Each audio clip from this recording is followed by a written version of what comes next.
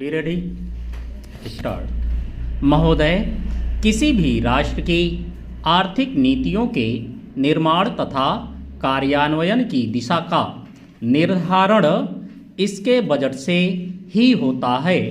सार्वजनिक हित एवं लोक कल्याणकारी राज्य की अवधारणा ने बजट के महत्व को और भी अधिक बढ़ा दिया है। भारत में बजट प्रक्रिया शीर्षक से दिए गए एक अन्य लेख में बजट के इतिहास, महत्व, बजट स्वीकृत का प्रक्रिया, बजट की गोपनीयता, अनुदानों की मांगों में कटौती प्रस्तावों और वित्त विधेयक आदि पर प्रकाश डाला गया है तथा वित्तीय मामलों में सदन के सीमित अधिकारों का भी उल्लेख किया गया है। हमारे युवा सांसदों एवं अन्य अध्येताओं को यह लेख निश्चय ही रुचिकर लगेगा। पैरा। संसद सदस्यों के निर्वाचन क्षेत्र तथा वहाँ की जनता स्तंभ के अंतर्गत मध्य प्रदेश के मंडला निर्वाचन क्षेत्र से निर्वाचित सांसद का आलेख तथा हमारे उभरते सांसद स्तंभ के अंतर्गत लोकसभा के युवा संसद सदस्य का आलेख सम्मिलित किया जा रहा है।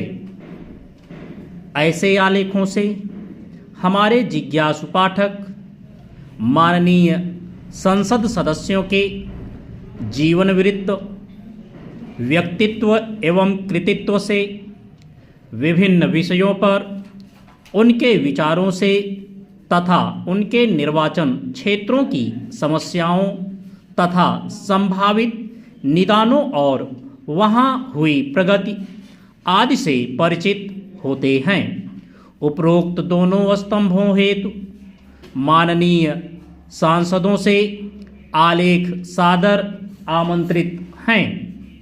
हमारा यह निरंतर प्रयास रहता है कि संसदीय पत्रिका अधिक से अधिक रुचिकर तथा उपयोगी बने।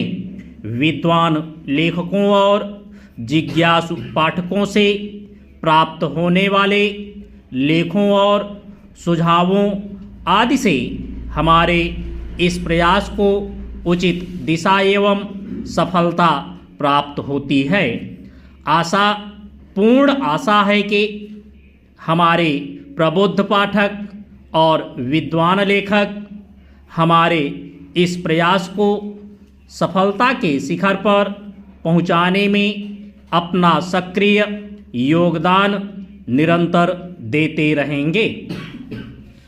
हम सांसदों, राज्य विधानमंडलों के सदस्यों, संसदीय तथा संवैधानिक विषयों के विद्वानों एवं अध्येताओं द्वारा संसदीय संस्थाओं तथा संसदीय प्रक्रियाओं एवं कार्यप्रणालियों सहित संसदीय रुचि के सामयिक और संवैधानिक विषयों पर लिखे गए समस्यामूलक लेखों का साभार स्वागत करेंगे। कोई भी पराधीन देश स्वतंत्र ही तब होता है जब उसके मूल निवासियों की चेतना जागृत हो जाती है।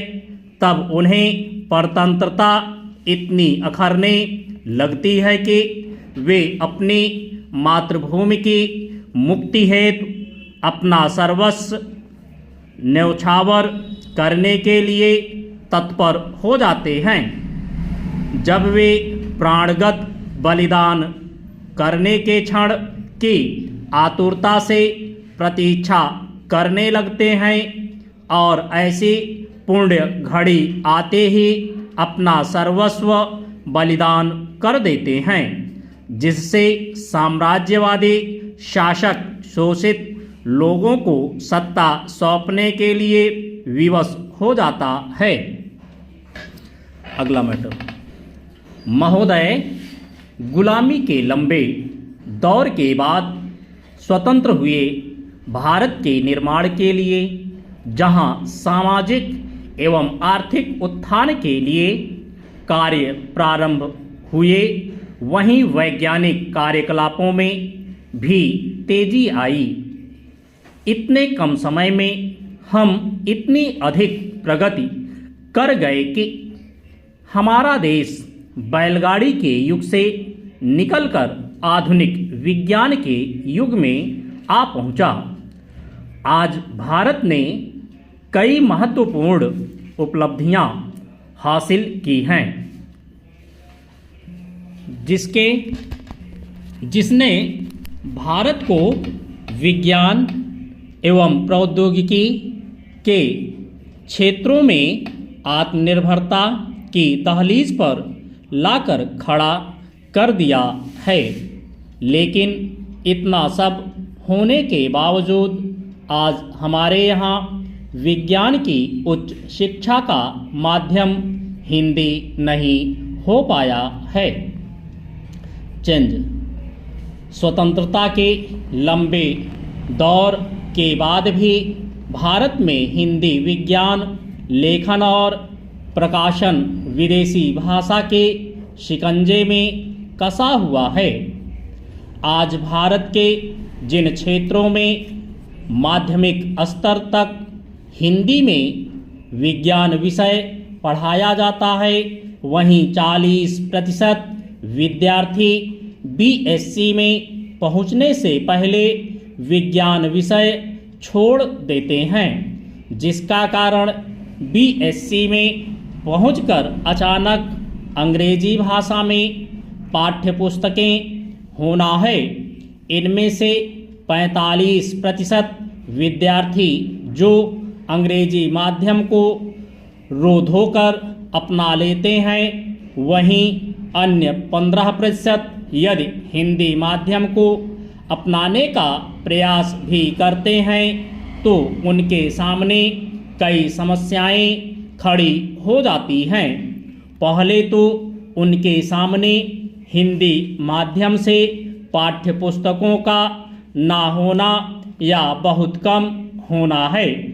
दूसरे, शिक्षकों द्वारा तैयार कराई जाने वाली पाठ्य सामग्री भी हिंदी में नहीं होती।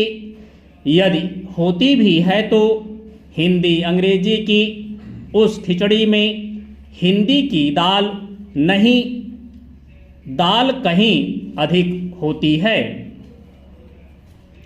कुल मिलाकर हिंदी माध्यम से विज्ञान विषय के विद्यार्थियों की स्थिति अच्छी नहीं रहती और उनके सामने सदैव एक ही प्रश्न घूमता रहता है कि वह हिंदी माध्यम से परीक्षा उत्तीर्ण कर पाएंगे या नहीं।